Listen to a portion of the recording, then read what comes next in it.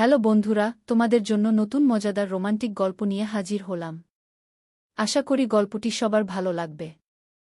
আমায় আমার বউ সারা সপ্তাহ খুব ভালোবাসত, কিন্তু রবিবারের রাতে আমায় কাছেই আসতে দিত না। আর অন্য ঘরে গিয়ে শুয়ে পড়ত। একদিন রাতে আমার সহ্য হল না। আমি ওর ঘরে চলে গেলাম, ঘরে গিয়ে দেখলাম বউ ছিল না। যখন একটা পুরনো স্টোর রুমের পাশ দিয়ে আমি যাচ্ছিলাম তখন চেঁচানোর আওয়াজ শুনতে পেলাম। যখন আমি ঘরটা খুললাম তখন আমার যেন হুঁশ উড়ে গেল, ওখানে তো আমার বউ। একা একা বিছানায় শুয়ে আমি ছটফট করছিলাম। আর বুকে ছাড়া আমার একদম ঘুম আসছিল না। আমার অদ্ভুত অনুভব হচ্ছিল। আর এজন্য আমি আমার বউয়ের ঘরে চলে গিয়েছিলাম, যাতে আমি ওকে আমার ঘরে নিয়ে আসতে পারি। আমার বউ প্রতি রবিবারের রাত আলাদা ঘরে থাকত। এখনো পর্যন্ত তো আমি ওকে কোনোরকম বাধা দিইনি, কিন্তু আজ রাতে আমার আবেগ আর আমার ইচ্ছার কারণে আমার বউয়ের থেকে দূরে থাকা আমি সহ্য করতে পারছিলাম না। আমি আমার বউয়ের ঘরে গিয়ে দেখি সে নেই। আমি ভাবছিলাম মাঝরাতে আমার বউ কোথায় যেতে পারে। আমাদের বাড়ি অনেক বড়। আমি আমার বউকে খুঁজতে লাগলাম। আমি ওকে কোথাও খুঁজে পেলাম না। স্টোর রুমের সামনে দিয়ে যেতেই আমি চিৎকারের শব্দ শুনতে পেলাম। আমি অনেক কষ্টে স্টোর রুমের দরজা খুলতেই ভিতরের দৃশ্য দেখে তো আমার পায়ের নিচে থেকে মাটি সরে গেল। আমি ভাবতেই পারিনি যে আমার বউকে আমি এই অবস্থায় স্টোর রুমে পাব। আমরা দুই ভাই ছিলাম, আর আমাদের এক বৃদ্ধ মা ছিল।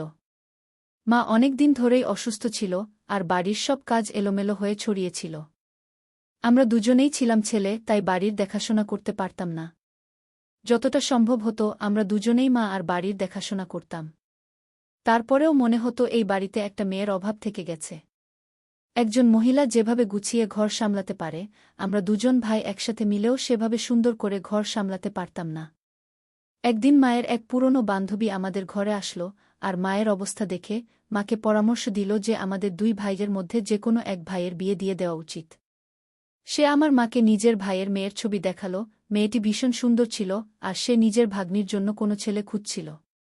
প্রথম দেখাতেই সেই মেয়েটিকে আমার মায়ের ভীষণ পছন্দ হয়ে যায়। মায়ের বান্ধবী ওই মেয়েটির অনেক প্রশংসা করছিল যে ওনার ভাগ্নি শেহনাজ ঘর ভীষণ ভালোভাবে সামলাতে পারত। আর সে পুরো ঘর খুব ভালোভাবে সামনে রাখবে। মাও ঘরের ব্যাপারে ভীষণ চিন্তা ছিল। এজন্য মা এবার বুঝে গিয়েছিল যে এবার মায়ের সত্যিই কোনো বৌমার দরকার। মা আমার দাদাকে শেহনাজের ছবি দেখিয়ে বলল শেহনাজের সঙ্গে দাদার বিয়ে দিতে চাইছে মা। কিন্তু দাদা মুখের উপর না করে দিল, আর বলল যে সে গরিব মেয়ের সাথে বিয়ে করতে চায়। কেননা সে নিজেও ভীষণ ভালো এবং সে বিয়েতে কোনোরকম পণ নিতে চায় না, বরং নিজেই সে সমস্ত কিছু করতে চায়। আপাতত এজন্যই সে বিয়েতে রাজি হয়নি। মা যখন আমাকে প্রথমবার শাহনাজের ফটো দেখাল, আমি তো প্রথম দেখাতেই ওকে পছন্দ করে নিয়েছিলাম। শাহনাজ একদম সেরকম মেয়েই ছিল যেরকম মেয়ে আমি পছন্দ করতাম। দাদার মতো আমিও খুব ভালো চাকরি করতাম। এজন্য মা ভাবল যে সে দাদার বদলে আমার বিয়ে করিয়ে দেবে। শাহনাজ পড়ালেখায় ভীষণ ভালো ছিল আর খুব ভালো পরিবারের মেয়ে ছিল সে। তার বাবার নিজস্ব ব্যবসা ছিল। তাদের অবস্থা আমাদের থেকে অনেক ভালো ছিল।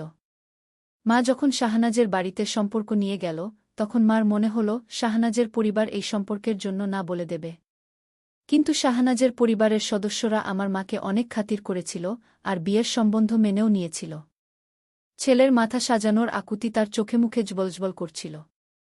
প্রথম খুশি আব্বার মৃত্যুর পর তো আমরা উৎসব পালন করাই বন্ধ করে দিয়েছিলাম। এদিকে মা নিজের অসুস্থতার কথা ভুলে গিয়ে বিয়ের প্রস্তুতিতে মজে ছিল। ছেলেকে বিয়ের সাজে দেখার ইচ্ছায় তার চোখমুখ জ্বলজ্বল করছিল। দেখতে দেখতে আমার বিয়ের দিন এসে উপস্থিত হল। আর আমি শাহনাজকে প্রথমবার নিজের বউয়ের রূপে দেখলাম। আমি যখন ঘরে ঢুকলাম তখন শেহনাজ ওর সুন্দর মুখের উপর ঘোমটা দিয়ে বসেছিল। সে আমার জন্য অপেক্ষা করছিল। আমি শেহনাজকে বিয়ের উপহার দিয়ে ওর সুন্দর মুখের দিকে তাকিয়ে রইলাম। ও যেন একটা সুন্দর মূর্তির মতো ছিল। ওর যৌবন ভরা শরীর আমার আবেগকে উত্তেজিত করে তুলেছিল। আমি হঠাৎ করেই শেহনাজের হাতে আদর খেলাম। ও ভয় পেয়ে চুপ করে বসে রইল। জড়সড় হয়ে গিয়েছিল ওর, লজ্জা পাও আমার খুব ভালো লাগছিল। আমি ওকে আমার কাছে টেনে নিলাম আর ওকে আস্তে আস্তে ভালোবাসতে লাগলাম। আমার প্রেমের আবেগের সামনে ওর আলতো অস্তিত্ব মুহূর্তেই ভেঙে পড়ল। শাহনাজ সম্পূর্ণভাবে আমার কাছে নিজেকে সঁপে দিয়েছিল। এই বিয়ের রাতটা আমার কাছে খুবই সুন্দর ছিল। আমি শাহনাজের মধ্যে একজন অসাধারণ জীবনসঙ্গী পেয়েছিলাম। সেও আমার প্রশংসা করত এবং আমরা শারীরিক সম্পর্কে আবদ্ধ হয়েছিলাম। পরের দিন শাহনাজ তার বাড়িতে যায় এবং আমি সারাদিন তার ফিরে আসার জন্য অধীর আগ্রহে অপেক্ষা করছিলাম। আমার দাদা আমার অবস্থা দেখে আমাকে নিয়ে ঠাট্টা করতে লাগল। আমি দাদার কথায় লজ্জা পেলাম। আর সে বলল, ভালো কথা, তুমি তোমার বুকে এভাবেই যত্ন করো। রাতে শাহনাজ ফিরে এলে আমি তার সাথে ঘরে এলাম এবং আমার হতাশা প্রকাশ করতে লাগলাম। সে আমার কথা শুনে হেসে উঠল। আর আমি সাথে সাথেই তাকে আমার বুকে জড়িয়ে নিলাম। আমার আর শাহনাজের বিয়ের মাত্র 4 দিন পার হতে না হতেই সে পুরো বাড়ির দায়িত্ব সামলে নিল। সত্যিই ও ঘরের কাজে ভীষণ পটু ছিল। মা তো শাহনাজের কাজ এবং তার দায়িত্বে এতই খুশি হয়েছিল যে সে খুশি হয়ে পুরো বাড়ির দায়িত্ব শাহনাজের হাতে তুলে দেয়া। কিন্তু দাদা শাহনাজের সামনে যেতেও লজ্জা পেত। আর শাহনাজের থেকে সব সময় দূরত্ব বজায় রাখত আর নিজের মাথা নিচু করে চলত। সে তার সব কাজ নিজেই করত। শেহনাজকে কেউ কোনো কাজ বলত না। শেহনাজও বাড়ির পরিবেশ সম্পর্কে পুরোপুরি জেনে গিয়েছিল। আর এবার তো মাও আরাম আর শান্তি পেয়েছিল। শেহনাজ ঘরের কাজ করার সাথে সাথে আমাকেও পুরো সময় দিত। ও আমায় পুরো রাত এমনভাবে আদর দিত যে আমি ওর প্রেমে পাগল হয়ে যেতাম। প্রতিটা দিন যাওয়ার সাথে সাথে আমার আর শেহনাজের সম্পর্ক আরও মজবুত হতে লাগল। আমাদের বিয়ের 1 সপ্তাহ হতে যাচ্ছিল। আমাদের বিয়ের 1 সপ্তাহ হতে চলেছিল। কিন্তু একদিন রাতে শেহনাজ নিজের বালিশ তুলে নিল আর বলল যে আজ রাত ও অন্য ঘরে আলাদা শোবে। আমি অবাক হলাম, হঠাৎ শাহনাজের কি হল? আমি তাকে জিজ্ঞেস করলাম, কেন, কি হল? তুমি কি আমার উপর রাগ করেছ? সে বলল, না তো। এখন থেকে প্রতি রবিবার রাতে সে আলাদা ঘরে ঘুমাবে।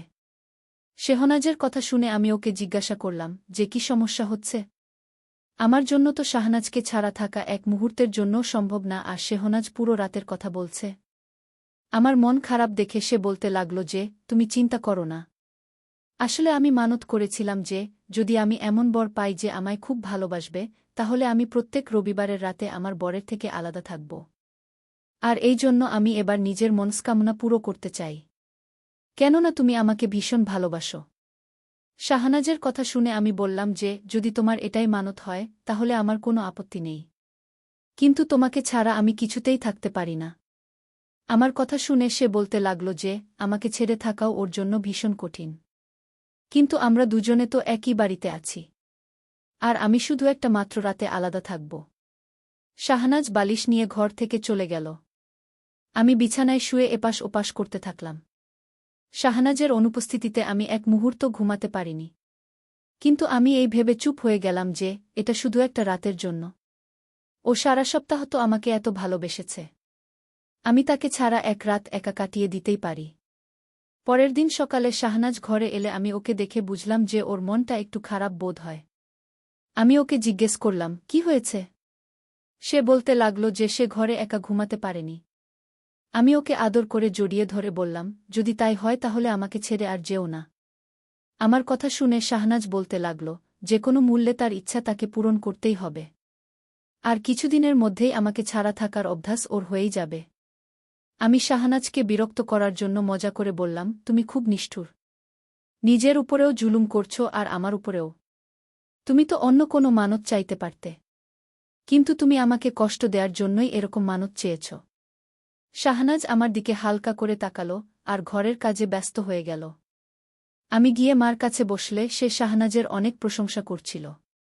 আমি খুব খুশি ছিলাম যে আমার মায়ের শাহনাজকে নিয়ে বাকি শাশুড়িদের মতো কোনো সমস্যা ছিল না। এখন বাড়িটির খুব ভালোভাবে রক্ষণাবেক্ষণ করা হচ্ছিল। আর সবাই যে যার জায়গায় খুব খুশি ছিল। শাহনাজ মায়ের এত ভালো যত্ন নিল যে মায়ের স্বাস্থ্যও ভালো হয়ে উঠছিল। কেউ একজন ঠিকই বলেছেন যে ভালো বউ ঘরকে স্বর্গ বানা। আর সত্যিই তাই, শাহনাজ আমার ঘরকে স্বর্গ বানিয়ে দিয়েছে। প্রতি রবিবার রাতে সে আমাকে যন্ত্রণায় ফেলে অন্য ঘরে চলে যেত। আর এই জিনিসটা আমার একদম ভালো লাগত না। আমি একা বিছানায় শুয়ে শাহনাজের অনুপস্থিতি অনুভব করতাম। শাহনাজের কোলে ঘুমিয়ে আমি অভ্যস্ত হয়ে গিয়েছিলাম। যতক্ষণ না আমি ঘুমিয়ে পড়তাম শেহনাজ আমার মাথায় হাত বোলাতে থাকত। এবং এখন তো আমি তাকে ছাড়া ঘুমাতেও পারি না। শেহনাজ আমাকে একদম তার নিজের করে নিয়েছিল। ঠিক এরকমই এক রাতে শাহনাজ অন্য ঘরে চলে গেল, তাই আমি একা ঘুমাতেই পারলাম না।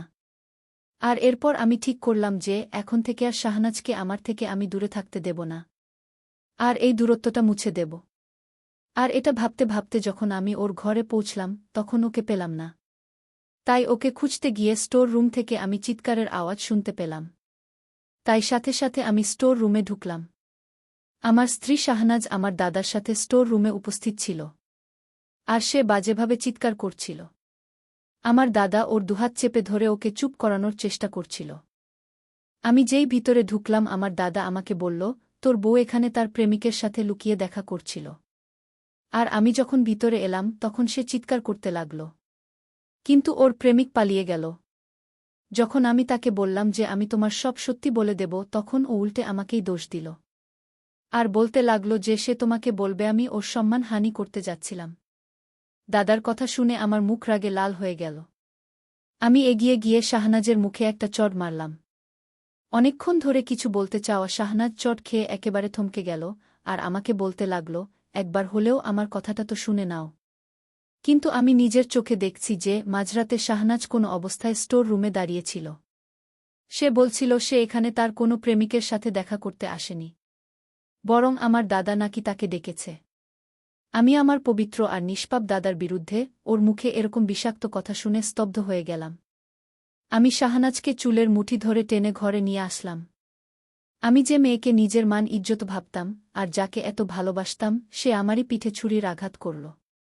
আজ আমি বুঝতে পারলাম যে পুরো সপ্তাহ আমাকে খুশি করার পর রবিবারে কেন সে অন্য ঘরে গিয়ে ঘুমাত। আমি জানতে পারলাম এবার যে এটা তার মানত বা মনস্কামনা ছিল না, বরং তার প্রেমিকের সাথে দেখা করার সময় ছিল।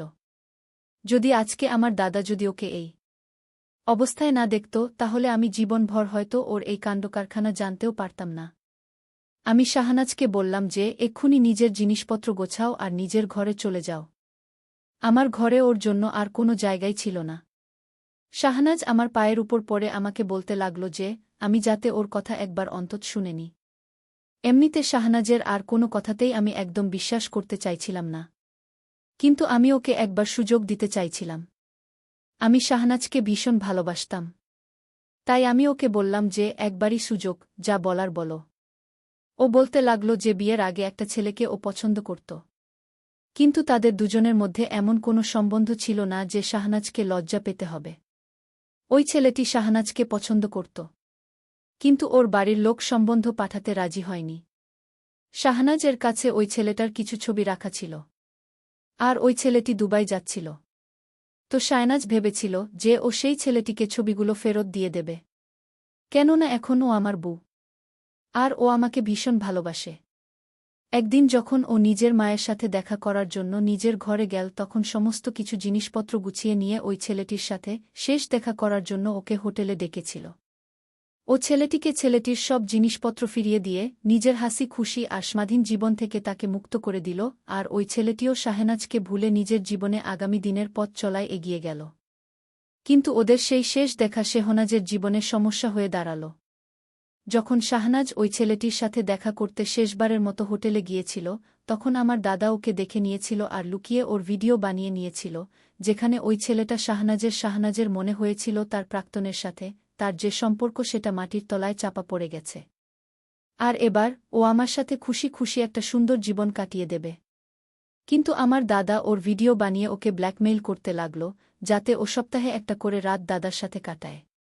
ও আমার দাদার হুমকিতে ভয় পেয়ে যায় আর আমাকে কিছুতেই ছাড়তে চায়নি।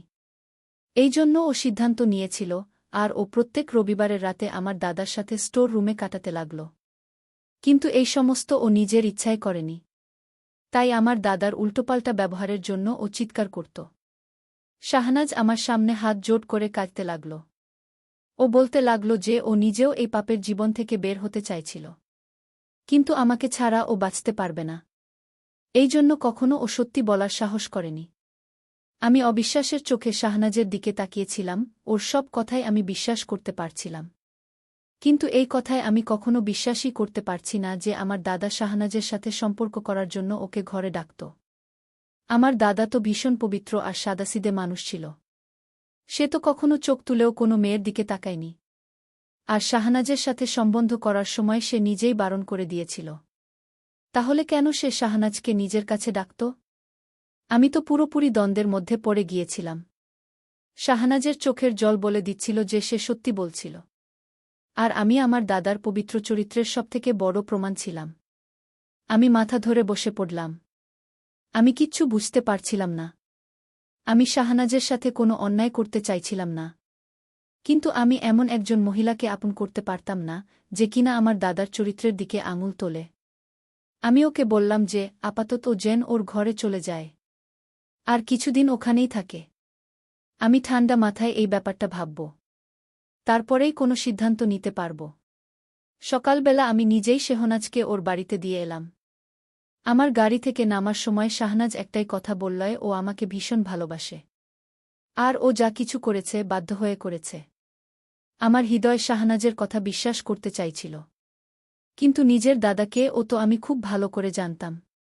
শেহনাজকে ছেড়ে আমি যখন আমার দাদার ঘরে এলাম, তখন দাদা নামাজ পড়ছিল। আমি চুপ করে একটা কোণে বসে পড়লাম। আমার কাছে আমার দাদাকে জিজ্ঞাসা করার মতো কোনো প্রশ্নই ছিল না। আমার দাদা পরিষ্কারভাবে নিজের মুখে আমাকে বলেই দিয়েছিল যে সেই রাতে সে জল খেতে নিজের ঘর থেকে বেরোচ্ছিল। যখন স্টোর রুম থেকে সে আওয়াজ শুনতে পেল, তখন সে ওই ঘরে ঢুকল। ওখানে শাহনাজ একটা ছেলের সাথে উপস্থিত ছিল। ওরা দুজন সেই সময় খুব বাজে অবস্থায় ছিল। মায়ের শরীর খুব একটা ঠিক ছিল না, সেজন্য আপাতত মাকে এই ব্যাপারটা থেকে আমি দূরে রাখতে চেয়েছিলাম। মাকে আমি এমনিই বলেছিলাম যে শাহনাজ কিছুদিনের জন্য নিজের ঘরে গেছে থাকতে। দিন ধীরে ধীরে কাটতে লাগল। এদিকে আমার মনের মধ্যে দ্বন্দ্ব শেষ হচ্ছিল না। অফিসের মধ্যে কোনো কাজেই আমার মন লাগছিল না। আমার দাদা আমাকে বলল যে আমার শেহনজকে তালাক দিয়ে দেওয়া উচিত। কেননা ওর মতো মেয়ে ঘর সংসার করার যোগ্য নয়। আমার আর শাহনাজের সম্পর্ক নষ্ট করতে একেবারেই রাজি ছিলাম না। আমি আমাদের সম্পর্কটাকে কিছুটা সময় দিতে চাইছিলাম। শেহনাজ আমাকে প্রতিদিনই বেশ কয়েকবার ফোন করতে থাকত। কিন্তু আমি ওর ফোন তুলতাম না। মা বারবার শেহনাজের বিষয়ে প্রশ্ন করত যে শাহনাজ কবে ফিরবে। শেহনাজ মায়েরও অভ্যাস হয়ে গিয়েছিল। শাহনাজ এমনভাবে মায়ের খেয়াল রাখত যে মা ওকে নিজের মেয়ের মতো ভালোবাসত। আমি অফিস থেকে একদিন বাড়ি ফিরছিলাম, কিছুক্ষণ পরেই আমি খবর পেলাম যে আমার দাদার অ্যাক্সিডেন্ট হয়ে গেছে। আমি শাহনাজকে তালাক দেওয়ার জন্য ওই দিন সন্ধ্যায় ওর ঘরে যাচ্ছিলাম। কিন্তু দাদার অ্যাক্সিডেন্টের কথা শুনতেই আমি হাসপাতালের দিকে দৌড়ালাম। দাদার অবস্থা খুব খারাপ ছিল। দাদার শরীরের হাড় ভেঙে গিয়েছিল। শেষে কয়েক ঘণ্টা অপারেশনের পর দাদার জীবন বাঁচানো গেল। কিন্তু ডাক্তার বলেছিল যে সে আর জীবনে কোনোদিনও বসতে পারবে না। তার মেরুদণ্ড পুরোপুরি ভেঙে গেছে। দাদার পাও পুরোপুরি নষ্ট হয়ে গেছে। দাদার এই অবস্থা দেখে আমি শাহনাজকে পুরোপুরি ভুলে গিয়েছিলাম। আর দাদার সেবায় জুটে গিয়েছিলাম। মা ও দাদাকে নিয়ে ভীষণ সমস্যায় ছিল। তার অবস্থা তো আরও খারাপ হয়ে গিয়েছিল। আমি একা তাদের দুজনকে অনেক কষ্ট করে সামলাচ্ছিলাম। না জানি কার বাজে নজর আমাদের ঘরের খুশির উপর পড়ে গিয়েছিল। দাদার 15 দিন পরে যখন পুরোপুরিভাবে জ্ঞান ফিরল আর সে কথা বলার মতো অবস্থায় আসল, তখন সে যা আমাকে বলল সেটা শুনে তো আমার প্রাণ বেরিয়ে যাওয়ার মতো অবস্থা হল। সে কাঁদতে কাঁদতে বলল, শাহনাজের কোনো ভুল ছিল না, সে যা বলেছে সব সত্যিই বলেছে। সে সত্যিই ওই ছেলেটার সাথে শেষ দেখা করার জন্য গিয়েছিল। কিন্তু দাদাই নাকি ইচ্ছাকৃতভাবে তাদের কিছু মুহূর্তের ভিডিও বানিয়েছিল, যাতে দাদা তার বিরুদ্ধে ব্যবহার করতে পারে। শাহনাজ খুব ভালো আর ভদ্র মেয়ে ছিল। যখন সে জানতে পারল যে দাদার কাছে তার ভিডিও আছে, যার মাধ্যমে সে ওর আর আমার সম্পর্ক শেষ করিয়ে দিতে পারে, তখন সে দাদার কাছে কাকুতি মিনতি করেছিল যাতে দাদা সেরকমটা না করে। দাদা খুব ভালো করে জানত যে শাহনাজ আমাকে ছাড়া থাকতে পারবে না। এই জন্যই দাদা তার পুরো সুযোগ নিয়েছিল আর তাকে বাধ্য করেছিল যে সপ্তাহের একটা করে রাত যাতে দাদার সাথে সে কাটায়। প্রথমে শাহনাজ মানা করেছিল। কিন্তু দাদা যখন তার ভিডিওগুলো নিয়ে তাকে ব্ল্যাকমেইল করেছিল, তখন সে বাধ্য হয়েছিল। দাদা বলতে লাগল যে প্রত্যেক সপ্তাহে সে শেহনাজের সাথে জোর জবরদস্তি সম্পর্ক স্থাপন করত। আর শেহনাজ তাই এভাবে চেঁচাতে থাকত। আর ও এই সমস্ত নিয়ে ভীষণ চিন্তায় থাকত। ও আমাকে ঠকাতে চায়নি। সেই দিন রাতেও শেহনাজ নিজেকে বাঁচানোর জন্যই চেঁচাচ্ছিল আর অপেক্ষা করছিল যে ওকে দাদা যাতে ছেড়ে দেয়া। কাঁদতে কাঁদতে দাদা বলল যে সে একজন সরল মেয়ের জীবন নষ্ট করেছে, আর এই জন্যই উপরওয়ালা এমন শাস্তি দিয়েছে তাকে। আমি তো দাদার কথা শুনে তো হয়ে গেলাম। আমার সেই দাদা যাকে আমি ভীষণ ভালো আর সাদাসিধা ভাবতাম, সে এতটা নীচ হতে পারে যে আমার বউয়ের সাথে সে সম্পর্ক স্থাপন করত। দাদা বলতে লাগল, যখন শাহনাজ বিয়ে করে বাড়িতে আসলো, দাদা ওর উপর থেকে নজর সরাতেই পারত না। শাহনাজের সৌন্দর্য তাকে বেকাবু করে দিত, কিন্তু তাও সে মাথা নিচু করে থাকত। তারপর একদিন যখন দাদা সুযোগ পেয়ে গেল, তখন সে শেহনাজকে বাজেভাবে ব্যবহার করতে লাগল। সে ভুলে গেল যে কেউ একজন এমনও আছে যে তার পাপ দেখতে পাচ্ছে। আমি হসপিটাল থেকে বেরিয়ে শাহনাজের ঘরের দিকে যেতে লাগলাম। শাহনাজকে নিজের জীবনে ফিরিয়ে আনার ইচ্ছা আমার প্রবল হয়ে গেল। আমি ভেবে নিয়েছিলাম যে আমি তার পায়ের উপর পড়ে তার থেকে আমার দাদার নোংরামোর জন্য ক্ষমা চাইব। কেননা আমার দাদাকে স্বয়ং আল্লাহ এত বড় শাস্তি দিয়েছেন যে আমরা মানুষেরা তা ভাবতেও পারি না। নিজের দাদার এই অবস্থা দেখে আমি তাকে ক্ষমা করে দিয়েছিলাম। আমি বিশ্বাস করতাম যে আমাকে এতটা ভালো ও নিশ্চয়ই বাসে যে ও আমাকে আর আমার দাদাকে ক্ষমা করে দেবে। আমাকে দ্বিতীয়বার সে ঠিক আপন করে নেবে। ঈশ্বরের লাঠিতে শব্দ হয় না, কিন্তু যখন সেটা মানুষের উপর পড়ে, তখন মানুষ সেটা সহ্য করতে পারে না। এটি ছিল আজকের গল্প। আশা করি সবার ভালো লেগেছে। তো সবাই চ্যানেলটিকে একটি সাবস্ক্রাইব করে দিয়েন। ধন্যবাদ।